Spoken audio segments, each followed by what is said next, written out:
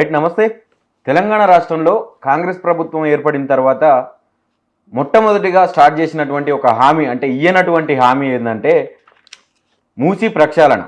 అంటే ఫస్ట్ హైడ్రాని తీసుకొచ్చి మూసీ పరివాహక ప్రాంతాల్లో ఉన్నటువంటి పేద మధ్యతరగతి వాళ్ళ ఇల్లులను కూల్చేస్తామని చెప్పి వాళ్ళను భయభ్రాంతులకు గురి చేసి ఇప్పటికే వాళ్ళ సగం మంది అక్కడ ఉన్నటువంటి కొంతమంది జీవితాలను రోడ్డు మీద పడేసినటువంటి పరిస్థితి చూసినాం.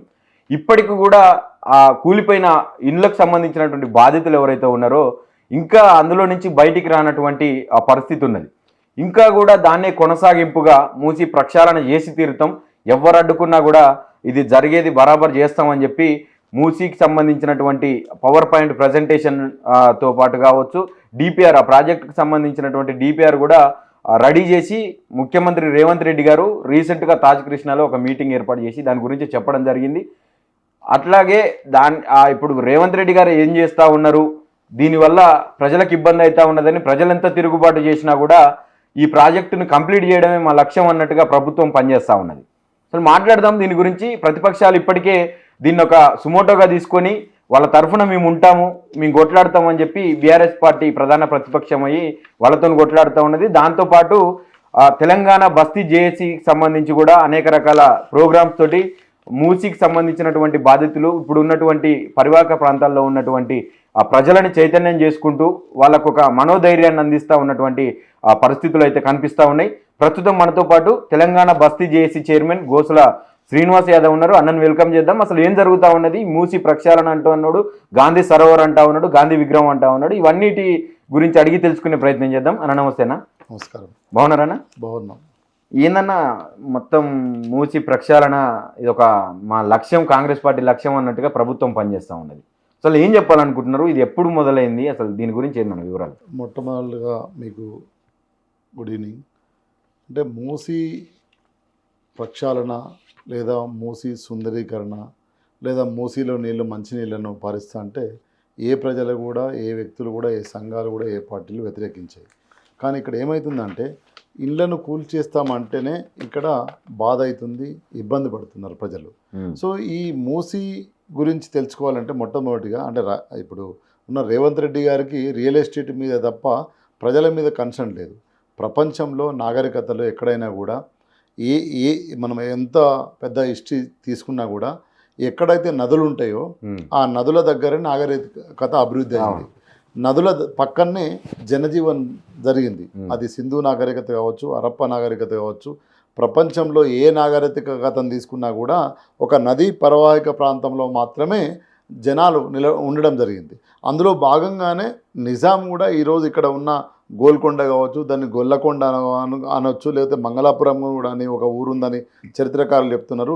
అది మూసీ పరివాహక ప్రాంతం ఉంది కాబట్టి ఇక్కడ ఒక ఊరు, ఒక పట్టణము, తర్వాత ఒక మహానగరము అభివృద్ధి చెందింది. ఇది మర్చిపోయి ఈరోజు రేవంత్ రెడ్డి మాట్లాడుతుండు మేము మూసీ చుట్టుపక్కల ఉన్న కూల్చేస్తాం అంటుండు. సో నదీ పరివాహిక ప్రాంతంలో ఉన్న వాళ్ళే ఉన్నది కాబట్టి ఇక్కడ ప్రజలు జనజీవనాన్ని కొనసాగించారు. నది అంటే ఊరికే మనం ఏదో 4 బిల్డింగులు 4 ఇళ్ళు కాదు, అది ఒక జీవనం. అక్కడ నుంచి వందలాది సంవత్సరాలు జీవితాన్ని కొనసాగించారు. ఆ జీవితాన్ని కొనసాగించిన జీవితాన్ని నువ్వు రాత్రి కూల్చేస్తామంటే అక్కడ ప్రజలు ఊరుకోరు, మాట్లాడతారు, తిరుగుబాటు చేస్తారు, పోరాటం చేస్తారు. ఈరోజు పోరాటం చేస్తుండ్రు. కాబట్టి మూసీ సుందరీకరణకు ఇక్కడ ఉన్న ప్రజలు వ్యతిరేకం కాదు. మూసీ పక్కన ఉన్న దశాబ్దాల నుంచి ఎవరైతే ఉన్న వాళ్ళు ఈరోజు ఈ ప్రాజెక్ట్ ఏదైతే అంటుండో రేవంత్ రెడ్డి వ్యతిరేకిస్తున్నాడు. అప్పుడు ఎంత నీకు బఫర్ జోను 9 మీటర్లే, 9 మీటర్లు మాత్రమే అప్పుడు బఫర్ జోను. కానీ తర్వాత అది ఆగిపోయింది. ప్రజలు తిరుగుబాటు చేసిండ్రు, పోరాటం చేసిండ్రు, మాకు మంచి ఇల్లు కావాలన్నారు, మాకు జీవన విధానం కావాలన్నారు, మాకు పని కావాలన్నారు, ఆగిపోయింది. తర్వాత రాజశేఖర రెడ్డి వచ్చిండు. రాజశేఖర రెడ్డి వచ్చినాక కూడా ఇదే ప్రయత్నం చేసిండు. ఏదైతే రేవంత్ రెడ్డి ఏ ప్రయత్నాలు చేస్తుండో ఆ ప్రయత్నం చేయపోయిండు. అప్పుడు బఫర్ జోన్ ఎంత పెట్టిండ్రంటే నీకు 12 మీటర్లు పెట్టిండ్రు. 2011-12 ఆ ప్రాంతంలో 6 ప్రాంతంలో 9 మీటర్ల నుంచి 12 మీటర్లు అయింది. 12 మీటర్ల నుంచి అదే 11-12 సంవత్సరంలో 30 మీటర్లు చేసిండ్రు. సో ఇప్పుడు ఇప్పుడు దాన్ని డైరెక్ట్గా 50 మీటర్లు 100 మీటర్ల వరకు రేవంత్ రెడ్డి చెప్తున్నాడు. బఫర్ జోన్ 100 మీటర్లు అంటుండు, ఓ దగ్గర 50 మీటర్లు అంటుండు. అంటే బఫర్ జోన్ అనేది what is the criteria? Hydraulic research జరిగిందా? హైడ్రాలిక్ రీసెర్చ్ జరగకుండా ఎట్లా నువ్వు బఫర్ జోను డిసైడ్ చేస్తావు? అంటే స్పష్టంగా ఏంటంటే ఆయనకు భూమి ఎక్కడ కనిపిస్తే అక్కడ భూమి ఆ బఫర్ జోన్ పెంచుకుంటూ పోతున్నాడు. కానీ అది కాదు కదా బఫర్ జోన్ అంటే. అక్కడ పక్షులు, దానికి సంబంధించిన జీవన విధానం, దాన్ని చూసుకొని అది పెట్టాలి. కానీ అట్లా పెట్టకుండా భూమి ఎక్కడ అవసరం ఉంటుందో అక్కడ 100 మీటర్స్, ఒక దగ్గర 50 మీటర్స్, అంటే లెక్కాపత్రం లేకుండా, ఒక సైంటిఫిక్ మెథడాలజీ లేకుండా, ఒక రీసెర్చ్ లేకుండా ఈరోజు బఫర్ జోన్ ఎంత పెంచితే అంత పెంచుకుంటూ పోతుంది. దీన్ని ఏదైతే బస్తీ సంఘాలు చేసి వ్యతిరేకిస్తున్నాము, పేదవాళ్ళతో మాట్లాడమంటున్నాము, మాట్లాడకుండా నువ్వు కూలిస్తే ఎట్లా అని ఈరోజు బస్తీలలో మేము తిరిగి ఒక అవేర్నెస్తో పాటు ఒక చైతన్యాన్ని కూడా చేయడం జరుగుతుంది. ఎందుకు ప్రజలతో డైలాగ్ చేయాల్సిన అవసరం ఉంది. ప్రభుత్వాన్ని మా దగ్గరికి రమ్మని డిమాండ్ చేస్తున్నాం, మాతో మాట్లాడమంటున్నాం. మాట్లాడకుండా కూరుస్తారంటే ఊరుకునేది లేదంటున్నాం. అయితే ఇప్పుడు బఫర్ జోను చంద్రబాబు పీరియడ్లో 9 మీటర్స్ నుంచి మొదలైందని చెప్తా ఉన్నారు. అవును. ఇప్పుడు ప్రెసెంట్ సిచ్యువేషన్, రేవంత్ రెడ్డి ముఖ్యమంత్రిగా ఉన్నాడు, దాదాపు 50 మీటర్ల నుంచి అక్కడక్కడ 100 మీటర్లు కూడా చెప్తా ఉన్నారు. అసలు ఏంది, ఏ ప్రామాణికంగా తీసుకుంటారు బఫర్ జోన్? ఎట్లా చేస్తారన్న అంటే సైంటిస్టులు చెప్పేది, వివి రావు అని హైడ్రాలిక్ సైంటిస్ట్ ఉన్నాడు. ఆయన ఏం చెప్తున్నా అంటే అక్కడ పక్షులు, జీవరాశులు ఏవైతే ఎఫెక్టెడ్గా బతుకుతున్నాయో అక్కడ మాత్రమే ఇంత బఫర్ జోన్ అని ఉంటుంది తప్ప ఇక్కడ ఏమి లేవు కదా. నీకు పక్షులు లేవు, పురుగులు లేవు, ఈ జీవకోటి ఏవి అక్కడ జీవిస్తలేవు. ఏమైంది? అది పట్టణంలో నది అయింది. అది అడవిలోనో లేదా భూములలో ఒక నది అయినప్పుడు మొత్తము జీవరాశులు బతుకుతాయి. దానికి ఇక్కడ నుంచి ఇక్కడ వరకు జీవరాశులు తిరుగుతాయి, పడుకుంటాయి, నిలబడతాయి. వాటి జీవన విధానం కూడా నది పక్కనే ఉంది. కాబట్టి ఈ బఫర్ జోన్ తర్వాత ఇక్కడ నుంచి ఇక్కడ, దాని తర్వాతనే మనం కన్స్ట్రక్షన్ పోవాలి లేదా వ్యవసాయం చేయాలి అనేది ఒకటి డిసైడ్ అవుతారు. కానీ ఇక్కడ ఆ నది మొత్తం పట్టణీకరణ అయిపోయింది. నది మొత్తము పట్టణీకరణ అయిపోయింది. సో నీకు జీవరాశులు కనిపించే పరిస్థితి లేదు. ఓ కుక్కలో, నక్కలో, పక్షులో, ఇంకా సంబంధించిన జింకలో ఏమన్నా జీవిస్తున్నాయి, అక్కడ పడుకుంటాయి, వాటికి ప్రమాదకరం జరుగుతుంది అన్నప్పుడు అప్పుడు ఒక సర్వే చేసి, ఒక రీసెర్చ్ చేసి ఇంత దూరం వరకు ఎట్లాంటి కన్స్ట్రక్షన్ జరగవద్దు, జరిగితే వాటి జీవరాశులకు ప్రమాదకరం కాబట్టి మనం ఇంత దూరం నుంచి పోవాలన్న. ఇక్కడ నదే నీకు పట్టణీకరణ అయినప్పుడు నువ్వు ఎక్కడి బఫర్ జోన్ అని పెడతావు? బఫర్ జోన్కు ఏం క్రైటీరియా లేదు. కావాలని ఆయన ఎంత కావాలనుకుంటే అంత బఫర్ జోన్ పెడుతుండే తప్ప ఈరోజు మరి 9 మీటర్స్ పెట్టినప్పుడు ఏంది బఫర్ జోను, తర్వాత 12 మీటర్లు పెట్టినప్పుడు బఫర్ జోన్ ఏ క్రైటీరియా మీద పెట్టినరు, తర్వాత 30 మీటర్లు పెట్టినప్పుడు ఏమైంది, ఇప్పుడు 50 మీటర్ల నుంచి 100 మీటర్లకు వస్తుంది. ఎట్లా పెరుగుతుంది బఫర్ జోను? ఇప్పుడు FTL అంటే అక్కడ కట్ట ఉంటుంది. ఆ కట్ట మత్తడి వరకు వచ్చినప్పుడు ఎంత దూరం ఉన్నదాన్ని చూసి FTL డిసైడ్ చేస్తారు. ఒక సైంటిఫిక్ అంటే మోటివేట్ చెప్పాలంటే ఈ మత్తడి దునికిన తర్వాత నీకు ఎంత దూరం అయితే నీళ్లు ఉంటాయో అంత దూరం వరకు FTL అని పెడతాం. అంటే నీకు మత్తడి ఎప్పుడైతే దొరుకుతుందో ఆడి వరకు కట్టు చూసి అక్కడ వరకు FTL అని పెడతాం మనం. సో ఇప్పుడు ఇక్కడ అట్లాంటిది లేదు కదా. లేనప్పుడు నువ్వు ఎట్లా పెడతావు? కాబట్టి ఇది ఏంటంటే భూమి కోసమే. ఎక్కడైతే భూమి ఉంటుందో ఆ భూమి ఆయనకు ఎక్కడైతే కాస్ట్లీ ల్యాండ్ ఉంటుందో అక్కడ 100 మీటర్లు అవుతుంది. ఎక్కడైతే భూమి లేకుండా ఉంటుందో తన సంబంధించిన అపార్ట్మెంట్స్ సంబంధించిన ఎవరైతే కాంట్రాక్టర్లు ఉన్న కాడ అది 50 మీటర్స్ అవుతుంది. కాబట్టి ఇది ఏ క్రైటీరియా మీద బఫర్ జోన్ ఎప్పటివరకు చెప్పాలి. అందుగురించే DPR రిలీజ్ చేయలేదు. ఎందుకంటే ఇప్పుడు DPR రిలీజ్ చేస్తా కదా, నువ్వు ఒక మాటతో ఒక కాడ 50 మీటర్స్ అంటున్నావు, ఒకసారి 80 మీటర్స్ అంటున్నావు, ఒకసారి 100 మీటర్స్ అంటున్నావు. ఏంటిది? What is the criteria? Your document released. నువ్వు ఇప్పటివరకు రిలీజ్ చేస్తలేవు డాక్యుమెంట్. ఎందుకు రిలీజ్ చేస్తలేవు అంటే నీ దగ్గర ఇంకా ప్రిపేర్ అయ్యలేదు DPR ప్రిపేర్ అయ్యలేదు అంటే అర్థమైంది నువ్వు దాని మీద రీసెర్చ్ చేయలేదు. ఊరికనే వేగ్గా నువ్వు ప్రజలను బెదిరించే ప్రయత్నం చేస్తున్నావు. ఇది తెలంగాణ సమాజం అంతా చూస్తుంది. ఈరోజు ఒక లగాచర్ల భూమి అంటే లగాచర్ల పిరికెడు ప్రజలే, ఒక తండా 2 తండాలే కావచ్చు, కానీ తెలంగాణ సమాజం అంతా రియాక్ట్ అయింది. తెలంగాణ సమాజం అంతా సంఘీభావం తెలిసింది. తెలంగాణ సమాజం అంతా వాళ్ళ వెనకాల పోయి నిలబడ్డది. ఈ రోజు అదే విధంగా సెంట్రల్ యూనివర్సిటీ ఇక్కడ పిల్లలు కాదు, ఇక్కడ చదువుకునేటోళ్ళు వాళ్ళు ఇతర రాష్ట్రాల నుంచి వచ్చిన పిల్లలు, ఇతర దేశాల నుంచి వచ్చిన పిల్లలు, వాళ్ళకి ఇక్కడ ఆ భూమితో సంబంధం లేదు. 2 సంవత్సరాలు 3 సంవత్సరాలు చదువుకొని PG చదువుకొని వెళ్ళిపోతారు. కానీ వాళ్ళ కన్సర్న్ అయ్యారు ఇక్కడ చదువు చెప్పిన నేల, ఈ నేలను కాపాడాల్సిన బాధ్యత మాదుందని పోరాటం చేస్తే మొత్తం సమాజం, తెలంగాణ సమాజంతో పాటు భారతదేశంలో ఉన్న అన్ని ప్రజాస్వామికవాదులు, ఉద్యమకారులు, బుద్ధిజీవులు అందరూ కూడా మద్దతు ఇచ్చి అక్కడ ఆగిపోయింది. అదే విధంగా కాస్త ముందుకు పోతే వెలుగుమట్ల 600 ఇళ్ళు తెలంగాణ సమాజం అంతా ముందుకు. అంటే నేను ఎందుకు చెప్తున్నా అంటే ఈ ఎగ్జాంపుల్స్ తెలంగాణ సమాజంలో ఒకరికి అన్యాయం జరిగినప్పుడు, ఒక ఊరిలో ఒక అన్యాయం జరిగినప్పుడు, మీకు అన్యాయం జరిగిన ఊరు మొత్తం వచ్చి కలిసి నిలబడుతుంది. నువ్వు శత్రువే కావచ్చు కానీ ఆ వ్యక్తిని అన్యాయంగా ఒక వ్యక్తి దాడి చేస్తున్నప్పుడు, ఆ వ్యక్తి అన్యాయంగా గురి అవుతున్నప్పుడు తెలంగాణ సమాజాన్ని శత్రుత్వాన్ని కూడా పక్కన పెట్టి నిన్ను కాపాడుకునే ప్రయత్నం చేస్తుంది. ఇది తెలంగాణ సమాజానికి ఉన్న ఒక అస్తిత్వము, ఒక అనుసంధానం, ఒక కమిట్మెంట్, ఒక కన్సర్న్, అదేమని అనుకోవచ్చు. ఈ రోజు రేపు పొద్దున మూసి తీరాన బస్తీ ప్రజలు, అదేవిధంగా మిడిల్ క్లాస్ వాళ్ళు వాళ్ళ ఇల్లు కూల్చుతారు అని అంటే తెలంగాణ సమాజం ఊరుకోదు, నిలబడుతుంది, కలబడుతుంది, పోరాటం చేస్తుంది. అది ఏ ప్రభుత్వాన్నా ఉండని. అది అప్పుడున్న చంద్రబాబు నాయుడు ప్రభుత్వానికి వ్యతిరేకంగా పోరాటం చేసినాం. అప్పుడు నేను విద్యార్థి సంఘంలో ఉండే, అప్పుడు క్లింటన్ వచ్చిండు. క్లింటన్ 99లో క్లింటన్ వచ్చినప్పుడు అప్పుడు పోరాటం చేసినాం. తర్వాత రాజశేఖర రెడ్డి మీద పోరాటం చేసినాం. ఈ స్పష్టంగా ఈరోజు రేవంత్ రెడ్డి మీద కూడా పోరాటం తెలంగాణ సమాజం చేస్తుంది. పేదవాడి మీదకి వస్తా అంటే మొత్తం తెలంగాణ సమాజం అంతా ఒకటై భుజం కలిపి కలబడుతుంది, నిలబడుతుంది. ఇది రేవంత్ రెడ్డి తెలుసుకోవాలి. ఇప్పుడు రేవంత్ రెడ్డి ప్రభుత్వానికి వచ్చిన తర్వాత ఈ మూసి స్టార్ట్ చేసింది, మూసి ప్రక్షాళన చేస్తామని చెప్పిండు. తర్వాత సుందరీకరణ అన్నాడు. ఆ తర్వాత ఇప్పుడు గాంధీ సరోవర్ దాకా వచ్చిండు. అసలు ఎప్పుడు స్టార్ట్ అయిందంటే మీకు ఎప్పుడు అర్థమైంది ఈ మూసి ప్రాజెక్టు చేపట్టిన తర్వాత ఇదంతా కూడా పేదలకు హాని జరుగుతుంది దీనివల్ల అని? అసలు మీరు ఎప్పుడు మేల్కొల్పు చేస్తూ ఉన్నారు? స్టేటు అంటే రాజ్యము బడా నేతల కోసం, ఏదైతే పెద్దోడి కోసం పేదోడిని కొట్టాలనే ప్రయత్నం ప్రతిసారి చేస్తుంటుంది. స్టేట్ లక్షణం ఏదైతే ఉందో రాజ్యం అంటామో, ఆ రాజ్యం యొక్క లక్షణం ఏంటంటే పెద్దోడి కోసం పేదోడిని కొడదామని చూస్తుంటుంది. సో ఈరోజు రేవంత్ రెడ్డి ఇచ్చిన ఆ హామీలు గంగలో కలిసినాయి. ఆయన ఏవైతే ఇచ్చిండో ఎలక్షన్లలో ఆ హామీలన్నీ అయిపోయినాయి. ఇందిరమ్మ రాజ్యం అన్నాడు. ఇందిరమ్మ రాజ్యం అంటే ఇల్లు గుళ్ళ కొట్టుడా అని అడిగితే ఆయన ఎదిరించి కేసులు పెట్టడం జరిగింది. ఈరోజు నేనేమంటున్నా అంటే పెద్దవాళ్ళ కోసం నువ్వు పేదవాళ్ళని కొడతావని ఒక ప్రణాళికతోని నువ్వు వస్తున్నప్పుడు ఇక్కడ ఉన్న ఉద్యమకారులందరూ తిరుగుబాటు చేయడానికి సిద్ధపడతారు. నువ్వు ఎవరి కోసం చేస్తున్నావో చెప్పాలి. ఈ మూసి సుందరీకరణ చేస్తున్నా అంటున్నావు కదా, చెప్పుతే ఈ బస్తీ ప్రజలే, ఈ తెలంగాణ సమాజమే నీకు సహకరిస్తుంది, నీకు నిలబడుతుంది, నీ వైపు నుండి కొట్లాడుతుంది. ఎవడైతే శత్రువు వస్తుండో వాని వైపు కొట్లాడుతుంది. కానీ నువ్వు పేదవాడిని కొట్టి పెద్దోడిని బలిస్తాడు, వాడిని బలపరచాలి, వాడిని ఇంకా 1000 కోట్ల నుంచి 1,00,000 కోట్లు చేయాలంటే మాత్రం తెలంగాణ సమాజం ఊరుకోదు. ఇప్పుడు రేవంత్ రెడ్డి చేసే ప్రయత్నం అదే.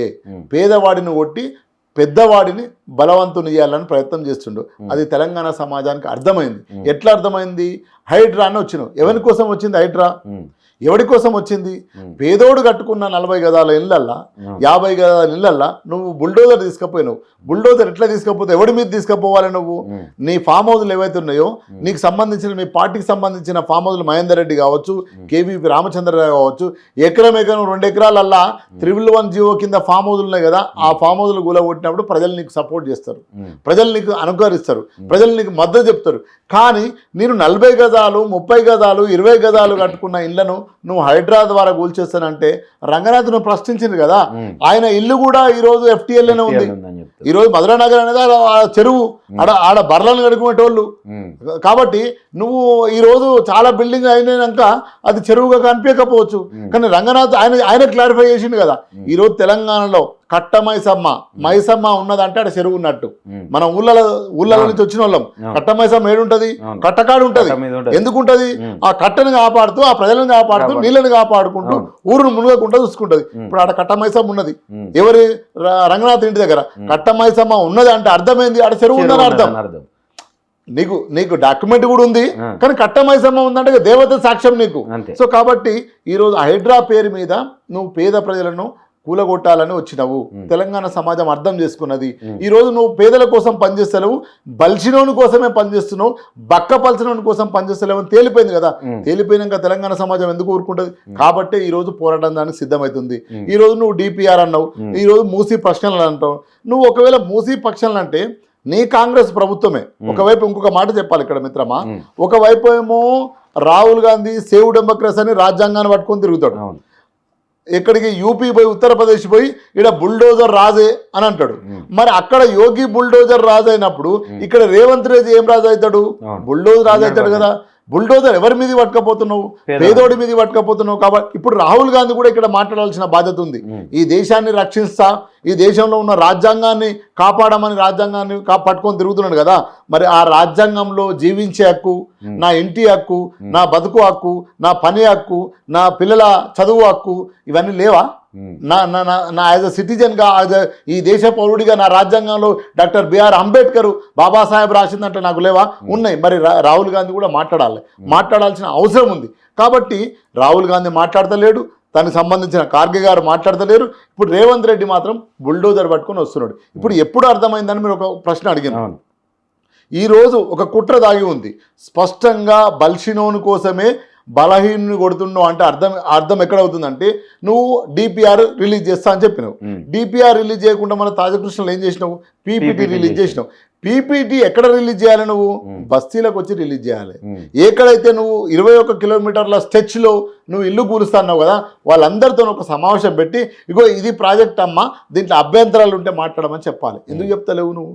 ఎందుకు 5 స్టార్ హోటల్లో కూర్చొని నువ్వు మాట్లాడినావు? 5 స్టార్ హోటల్లో కూర్చొని నువ్వు బడా కంపెనీలతో ఒప్పందాలు చేయించుకున్నావు అంటేనే పేదోడిని ధ్వంసం చేస్తున్నావు అనేది కుట్ర అనేది అర్థమైపోయింది కదా. ఇంకా ఇక్కడ రాకెట్ సైన్స్ ఏముంది? పేదోడి కోసం నువ్వు మాట్లాడితే, పేదోడి కోసం నువ్వు చేస్తా అనుకుంటే పేదోడితో చర్చించాలి కదా, మాట్లాడాలి కదా. మనం మాట్లాడే రైట్ ఉంది కదా. నువ్వు ఎందుకు మాట్లాడతలేవు? నువ్వు తాజకృష్ణ హోటల్లో మీటింగ్ పెట్టుకొని నువ్వు డిపిఆర్ అని చెప్పి బ్రేకింగ్లు ఇచ్చి, స్క్రోలింగ్లు ఇచ్చి, సడన్గా నువ్వు పీపీటీ ఎందుకు ప్రజెంటేషన్ చేసినావు? పీపీటీలో ఏముంది? గ్రాఫిక్స్ ఉన్నాయి. గ్రాఫిక్స్తో నాకేం కడుపు నిండుతుంది?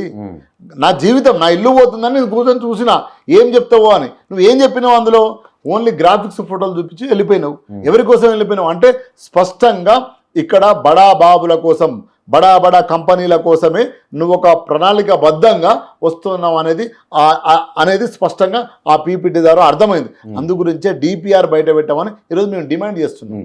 అయితే ఇప్పుడు అదే పీపీటీ ప్రెజెంటేషన్లో ఈయన మాట్లాడుతూ ఏమన్నాడంటే, డిపిఆర్ కూడా రెడీగా ఉన్నది, అసలు ఈ ప్రాజెక్టు కాస్ట్ ఎంత అనుకుంటున్నారు, వీళ్ళు ఏదో తప్పుడు ప్రచారాలు చేస్తున్నారు, 1000 కోట్లు అంటా ఉన్నారు. ఈ ప్రాజెక్టు యొక్క కాస్ట్ వచ్చేసి 6,500 కోట్ల నుంచి 7,000 కోట్ల దాకా ఉంటుంది. అందులో ఈ గాంధీ స్టాచ్యూ కావచ్చు, అక్కడ ఉన్నటువంటి బిల్డింగ్ స్ట్రక్చర్స్ కావచ్చు, ఒక 200 కోట్లు 250 కోట్లకు మించి ఉండదు అని చెప్పి మాట్లాడుతూ ఉన్నారు. సో ఇప్పుడు కాస్ట్ అనేది తనే చెప్పిండు. ఒకసారి 75,000 కోట్లు అని చెప్పిండు. ఒక పబ్లిక్ మీటింగ్లో 1,00,000 కోట్లు అన్నాడు. ఇంకొక పబ్లిక్ మీటింగ్లో 1,50,000 కోట్లు అన్నాడు. సీఎం ఒకసారి చెన్నారెడ్డి ముఖ్యమంత్రి సీఎం ఏదైతే మాట్లాడతాడో, ఏదైతే ఉచ్చరిస్తాడో అది ఆర్డర్. అవును, ఇస్ ఆర్డర్. ఈరోజు నువ్వు 2-3 మీటింగ్లలో 75,000 కోట్లు, 1,00,000 కోట్లు, 1,50,000 కోట్లు అని నువ్వే చెప్పినావు. నువ్వు చెప్పినావు కాబట్టి మేము మాట్లాడుతున్నాం, అంతే తప్ప మాకేం తెలుసు కాస్ట్. ఇప్పుడు సడన్ గా వచ్చి నువ్వు 6,700 కోట్లు 8,000 కోట్లు అంటున్నావు. ఏడు వరకు 8,000 కోట్లు 7,000 కోట్లు అంటున్నావు? ఒక స్ట్రెచ్ వరకే. మొత్తం 56 కిలోమీటర్ల స్ట్రెచ్ లో ఈ 21 కిలోమీటర్ల వరకే చెప్తున్నావు నువ్వు. ఇందులో 4,500 కోట్లు ఏడీబీ బ్యాంకు నుంచి నువ్వు పర్మిషన్ తెచ్చిందన్నావు. అది పర్మిషన్ ఇవ్వలే, వాళ్ళు ఏమి ఇవ్వలే, వాళ్ళు శాంక్షన్ ఆర్డర్ కూడా ఇవ్వలేదు. ఇయ్యక ముందుకే అసెంబ్లీలో ప్రతిపక్ష పార్టీ బీఆర్ఎస్ సంబంధించిన ప్రతిపక్ష పార్టీ మాట్లాడితే మేము ఇంకా ప్రిపేర్ చేస్తున్నాం, అప్పుడు కూడా డిపిఆర్ మాకు యాక్సెప్ట్ అయిపోయిందని చెప్పినావు. యాక్సెప్టెన్స్ కూడా ఏడీబీ వాళ్ళని మేము అడిగితే ఏడీబీ వాళ్ళు కూడా మేము ఇంకా గోయింగ్ ఆన్ ప్రాసెస్ అని చెప్పారు. దీంట్లో కూడా ఇది ఏంటంటే, ఇది రూపాయి ప్రాజెక్ట్ అనుకుంటే రూపాయిలో 50 పైసలు వచ్చేసి ఏడీబీ బ్యాంకు, ఇంకా 50 పైసలు వచ్చేసి 25 పైసలేమో కేంద్ర ప్రభుత్వం, 25 పైసలేమో రాష్ట్ర ప్రభుత్వం. ఆ 50 పైసలు కూడా ఈయనకు డైరెక్ట్ ఇవ్వరు, కేంద్ర ప్రభుత్వం యాక్సెప్ట్ చేస్తేనే ఇస్తారు. అందు గురించే ఈయన నేను గడ్కారిని పిలుస్తా అని చెప్పిండు. గడ్కారిని ఎందుకు పిలుస్తానంటే, ఇది కేంద్ర ప్రభుత్వం ద్వారానే వస్తాయి ఆ 50 పైసలు ఏడీబీ ఇచ్చేవాడు కూడా. అదేవిధంగా 25 పైసలు అంటే 25% కేంద్ర ప్రభుత్వం కూడా ఇవ్వాలి. అంటే ఈ మూసి పక్షాలను, మూసి పక్కన ఉన్న ఇళ్లను కూల్చే దాంట్లో 2 కుట్రదారులు, ఒకవైపు బీజేపీ పార్టీ ఉంది, అదేవిధంగా కాంగ్రెస్ పార్టీ కూడా ఉంది. 25 పైసల వాటా వాళ్ళకు ఉంది, 25 పైసల వాటా వీళ్ళకు కూడా ఉంది. కాబట్టి ఈరోజు కిషన్ రెడ్డి మాట్లాడతలేడు. బస్తీ బాట చేసిన కిషన్ రెడ్డి ఇప్పుడు మాట్లాడాలి. బస్తీ నిద్ర చేసిన కిషన్ రెడ్డి మాట్లాడాలి ఇప్పుడు. మరి నీ 25 పర్సెంట్ ఇస్తున్నావా లేదా? నువ్వు ఏడీబీని యాక్సెప్ట్ చేసినావా లేదా? ఏడీబీ డైరెక్ట్ స్టేట్ గవర్నమెంట్కి ఇవ్వదు లోను. ఏడీబీ కేంద్ర ప్రభుత్వం ద్వారానే వస్తుంది. అది ఏషియన్ డెవలప్మెంట్ బ్యాంకు, అది డైరెక్ట్ స్టేట్కు రావడానికి వీలు లేదు. అది త్రూ సెంట్రల్ ద్వారానే వస్తుంది. సెంట్రల్ ద్వారా వచ్చినప్పుడు నువ్వు యాక్సెప్ట్ చేసినావా లేదా? 25 పైసల వాటా నువ్వు ఇస్తున్నావా లేదా? ఇది చెప్పకుండా ఈరోజు సన్నాయి నొక్కులు నొక్కుతారు. ఈ 8 మంది ఎంపీలు కూడా ఈరోజు ఈ ఏ ఇండ్లు పోతున్నాయో దాంట్లో బాధితులు. అందులో ప్రధానంగా కిషన్ రెడ్డి ముద్దాయి. A2 A1 రేవంత్ రెడ్డి అయితే A2 కిషన్ రెడ్డి. ఎందుకు కిషన్ రెడ్డి? బస్తీ నిద్ర చేసిన కిషన్ రెడ్డి నీకు ఓట్లేసిన ఆ ప్రజలు ఉన్నారు, బస్తీ వాసులు ఉన్నారు, ఆ మూసీ పర్వాక ప్రాంతంలో ఉన్న మిడిల్ క్లాసు మధ్యతరగతి కుటుంబకులు. మరి వాళ్ళతో నువ్వు మాట్లాడాలి కదా, వాళ్ళకి చెప్పాలి కదా. నువ్వు 25% ఇస్తా అని చెప్పి నువ్వు కేంద్ర మంత్రిగా ఉన్నావు, ఎంపీగానే కాదు ఇదో కేంద్ర మంత్రిగా, as a central minister and as a your union minister and government లో ఉన్నావు. మీ గవర్నమెంట్ బీజేపీ కేంద్ర ప్రభుత్వం. సో ఇప్పుడు ఇది ఇక్కడ A2 కిషన్ రెడ్డి అనేది తేలిపోతుంది. మాట్లాడకుండా సన్నాయి నొక్కులు నొక్కుతున్నారు అనేది బీజేపీ అనేది తేలిపోతుంది. ఇప్పటికైనా మీరు స్పష్టత చెప్పండి, లేకపోతే A1 రేవంత్ రెడ్డి, A2 కిషన్ రెడ్డి అవుతాడు. పెద్ద స్టేట్మెంట్ అవుతుంది 100%. అరే ఇది సత్యం, నేను మాట్లాడేది సత్యం. ఏడీబీఐ బ్యాంకు కేంద్ర ప్రభుత్వం ద్వారానే లోపలికి రావాలి దేశంలోకి. నువ్వు యాక్సెప్ట్ చేసినావు. నువ్వు యాక్సెప్ట్ చేసినాక ఉన్న ఇంకా 50 పైసల వాట అవుతుందో 25 పైసల వాట నువ్వు ఇవ్వాలి, 25 పైసల వాట రాష్ట్ర ప్రభుత్వం పెట్టుకుంటుంది. ఇది ఓపెన్ సీక్రెట్ కదా. ఏడీబీ బ్యాంకు డైరెక్ట్ వచ్చి నీకు స్టేట్కి ఇవ్వదు, ఇచ్చుడు లేదు. అక్కడ నుంచే రావాలి via through the central government. Central government accept చేయకపోతే వాడు ఇక్కడికి రానే రాడు. సో నువ్వు యాక్సెప్ట్ చేసినావు. అందుగురించే ఇక్కడ స్పష్టంగా నువ్వు ప్రతిపక్ష deputy floor leader Harish Rao గారు ఒక సందర్భంలో మాట్లాడారు. గడ్కరీ కూడా మాట్లాడాలి, ఎట్లా వస్తున్నాడో చెప్పాలి ఇక్కడికి. కిషన్ రెడ్డి చెప్పాలి ఆ ఓపెనింగ్ కు గడ్కరీ కూడా వస్తానని రేవంత్ రెడ్డి మాట్లాడిండు. రేవంత్ రెడ్డి మాట్లాడినప్పుడు ఎంబటే ప్రతిపక్ష నాయకు డిప్యూటీ ఫ్లోర్ లీడర్గా హరీష్ రావు గారు ఒక ప్రెస్ మీట్లో మాట్లాడడం నేను విన్నాను. ఏమని? గడ్కరీ సమాధానం చెప్పాలి ఎట్లా వస్తున్నాడో ఈ మూసీ ప్రక్షాళనకు, అదేవిధంగా కిషన్ రెడ్డి కూడా మాట్లాడాలని చెప్పిండు. సో అంటే అర్థమైంది ఇక్కడ మీరిద్దరు కూడా కేంద్ర ప్రభుత్వం కిషన్ రెడ్డి మద్దతు ఇస్తున్నాడు అనేది తేలిపోయింది ఇక్కడ స్పష్టంగా. ప్రజలు కూడా అది అర్థం చేసుకున్నారు. అందుగురించి ఇప్పటి వరకు కూడా ఒక కాంక్రీట్ స్టేట్మెంట్, ఒక స్పష్టతమైన ఒక నిర్ణయము ఇప్పటి వరకు కూడా బీజేపీ పార్టీ చెప్పలేదు. దీని మీద చెప్పలేదు కాబట్టి ఈరోజు A2 అంటున్నా. నేను పట్టిగానే అంటే నేను A2 అని ఎందుకు అంటున్నా అంటే వాళ్ళు దీంట్లో ఉన్నారు, దీని మీద ఎలాంటి సమాధానం చెప్పలేకపోతున్నారు. ఓన్లీ సన్నాయి నొక్కులు నొక్కుతున్నారు. లేదంటే లేదు అంటున్నారు తప్ప ప్రెస్ మీట్ పెట్టి మాట్లాడమను దీని మీద తీసుకోవట్లేదు. ఈ రెండింటికి ఆన్సర్ చెప్పాలి కదా. నువ్వు ఏడీబీ బ్యాంకును యాక్సెప్ట్ చేసినావా లేదా?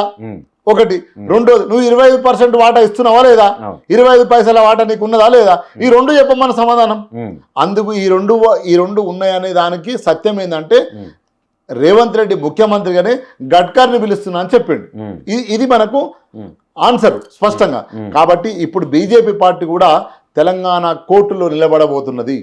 సో దానికి కూడా శిక్ష తప్పదు. రేపు జిహెచ్ఎంసీ ఎలక్షన్ లో ఇంకా ఏహెచ్ఎంసీ ఎలక్షన్ లో ఏ ఎలక్షన్ లో పెట్టుకున్నా బీజేపీ పార్టీ కూడా ఏదైతే మూసీ పర్వాక ప్రాంతంలో ఉన్న మధ్యతరగతి బస్తీ ప్రజలు ఎవరైతే ఉన్నారో కర్రు కాల్చి వాత పెడతారు. ఇప్పుడు మీరు మాట్లాడుతూ వెలుగుమట్ల సంబంధించి చెప్పారు, చూసినారు. ఇక్కడ ఒక గాజా విధ్వంసం జరిగినట్టు మొత్తం ఇల్లులన్నీ నేలమట్టమైనాయి. ఆ తర్వాత స్టార్టింగ్లో ఈ హైడ్రా విషయంలో కావచ్చు, మూసీ ప్రక్షాళన విషయంలో కావచ్చు, కొన్ని ఇల్లులు కూలిపోయినాయి. అంటే ఎట్లా అసలు మీరు బస్తీ పోరాటం కావచ్చు, మూసీ తీరాన బస్తీ పోరాటం అని చెప్పి చేస్తూ ఉన్నారు, ఇప్పుడు జనయాత్ర కూడా చేస్తూ ఉన్నారు. ఎట్లా ఉంది అసలు వాళ్ళ దగ్గరికి పోతే మీకు ఏమనిపిస్తూ ఉన్నది? అంటే ఇప్పుడు వాళ్ళ పరిస్థితి ఏంది అసలు ప్రజెంట్? పరిపాలించే నాయకుడు ప్రజల కోసం ఆలోచించేవాడైతే ప్రజలకు సంక్షేమం అందుతుంది, ఒక సెక్యూరిటీ అందుతుంది, ఒక అభివృద్ధి వైపు ప్రయాణం చేస్తారు. కానీ ఈరోజు ఏంటంటే ఈ రాష్ట్రం యొక్క బాధాకరమైన విషయం ఏంటంటే, ప్రజలది దురదృష్టకరం ఏంటంటే, రేవంత్ రెడ్డి రియల్ ఎస్టేట్ నుంచే వచ్చిన ఒక ముఖ్యమంత్రిగా మనకు కనిపిస్తున్నాడు. ఎందుకంటే సూర్యుడు భూమి తన చుట్టూ తను తిరుగుతూ సూర్యుడి చుట్టూ తిరుగుతుంది అని చదువుకున్నాక చిన్నప్పుడు. ఇప్పుడు రేవంత్ రెడ్డి ముఖ్యమంత్రి పదవి చుట్టూ తిరుగుతూనే అదేవిధంగా భూమి చుట్టూ కూడా తిరుగుతున్నాడు. ఆయనకు ఎక్కడ కానీ రియల్ ఎస్టేట్ వ్యాపారం మీదనే ఆలోచన ఉన్నది తప్ప ఎక్కడ కూడా ప్రజలకు సంక్షేమం అందిద్దామని లేదు. ఎందుకంటున్నంటే ఈరోజు మనం 10 ఏళ్ళు తెలంగాణ తెచ్చుకున్నాక కేసీఆర్ గారిని కూడా చూసాం మనం. ఎందుకంటే తెలంగాణ వచ్చిన వెంటనే ఒక ప్రెస్ మీట్లో నేను విన్నాను, నా దగ్గర కూడా ఉంది, అది స్పష్టంగా కేసీఆర్ గారు ఒక మాట చెప్పారు. మూసీ పరివాహక ప్రాంతంలో నాలాల పైన హైదరాబాద్లో 28,000 కట్టడాలు ఉన్నాయి, అక్రమ కట్టడాలు. అవి గత 50-60 ఏళ్ళు పరిపాలించిన ప్రభుత్వాల పాపం అది. వాళ్ళు కావాలనే కట్టనిచ్చారు, కావాలనే వాళ్ళని మోసం చేసిరు, లీడర్లంతా పైసలు తీసుకున్నారు అని చెప్పేసిండు స్పష్టంగా. వాటికి జోలికి మేము పోము, వాటి జోలికి మేము పోము అని చెప్పి, కానీ ఏదైతే మూసీని మేము ఎట్లయితే చేయాలనుకుంటున్నామో, స్వచ్ఛమైన నీరుని ఎట్లా పంపించాలనుకుంటున్నామో, అదేవిధంగా దాని సుందరీకరణ ఎట్లా చేయాలనుకుంటున్నామో అనే భాగంగా కేటీఆర్ గారు ప్రపంచంలో ఉన్న ఏ మెథడాలజీలో అయితే నీరు శుద్ధి చేస్తుందో ఆ శుద్ధి సంబంధించిన వాటిని 32 STPలు కట్టిండు. ఇక్కడ మనం పక్కన పోతే జస్ట్ ఇక్కడికి మనం ఏది ఈ దుర్గం చెరువు దగ్గర పోతే ఒక STP కనిపిస్తుంది మనకు. ఆ దుర్గం చెరువు బ్రిడ్జి మీద, కేబుల్ బ్రిడ్జి మీద ఉంటే నీకు వాటర్ను ప్యూరిఫై చేసే ఒక STP మనకు కనిపిస్తుంది.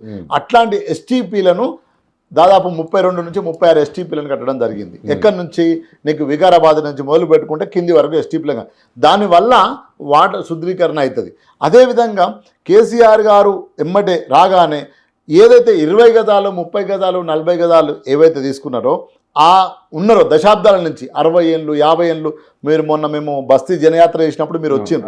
ఒక ముసలమ్మ ఏం చెప్తుందేమో, ఒక అవ్వ, ఆమె ఏమో అంటుందంటే, నేను ఇక్కడే పెళ్ళయింది, నాకు నా కొడుకు ఇక్కడే పుట్టిండు, నాకు 70 ఏళ్ళు, 70 సాల మేరకు సాటున సాల్ అంటే కాదు నాకు 70 సాలు, నాకు 70 ఏళ్ళు, నా కొడుకు 55 ఏళ్ళు, నేను ఇక్కడే పుట్టినా ఇక్కడే పెరిగిన అంటారు. అది అవ్వ 20 గజాల 30 గజాల ఇళ్లలో ఉన్నది.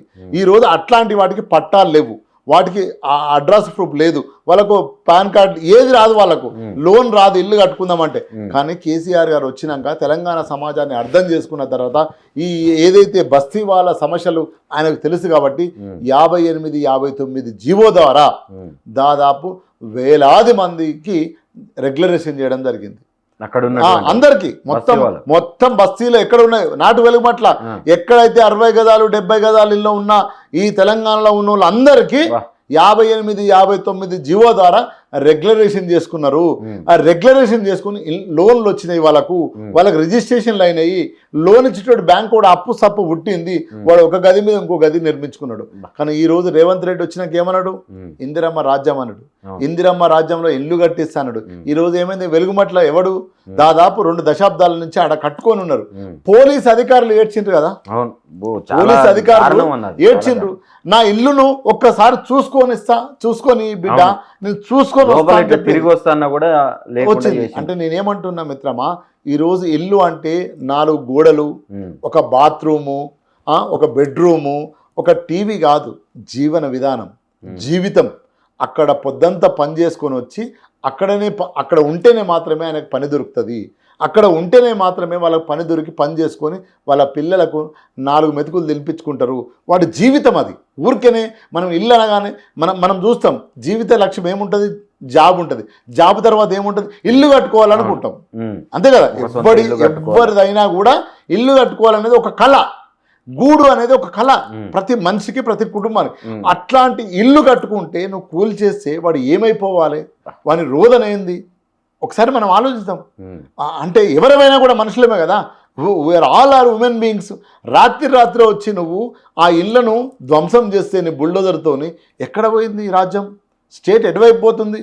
ఎవరైతే నువ్వు పంపినవో ఆ పోలీసు వాళ్ళు కూడా కంటిన్యూ పెట్టుకున్నారు కదా, ఏడ్చింది కదా, ముసలవ్వలు, పిల్లలు, జల్లలు రాత్రి నువ్వు వచ్చి దాడి చేస్తే ఒక శత్రు దేశం కనుక, మీరు ఇంతకుముందు అన్నారు గాజా మీద ఎట్లయితే దాడి జరిగిందో అట్లా నిన్ను ఓటేసి, నిన్ను ఎలక్షన్ చేసి, నిన్ను ముఖ్యమంత్రి చేసి, నీ ఎమ్మెల్యేని గెలిపిస్తే, నిన్ను మంత్రి చేస్తే తుమ్మల నాగేశ్వరరావు, పొంగిలేటి శ్రీనివాసరెడ్డి, బట్టి విక్రమార్క ఈరోజు మా ఇళ్లను గురిస్తే ఏమైపోవాలి?